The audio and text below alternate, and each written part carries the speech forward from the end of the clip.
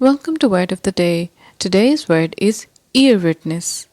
Earwitness is the one who overhears something, especially the one who gives a report on what has been heard. A person who gives evidence or information about something heard rather than seen. We can make a comparison of earwitness with the eyewitness. So, when a person's testimony is based on what someone has heard, the person is an eyewitness.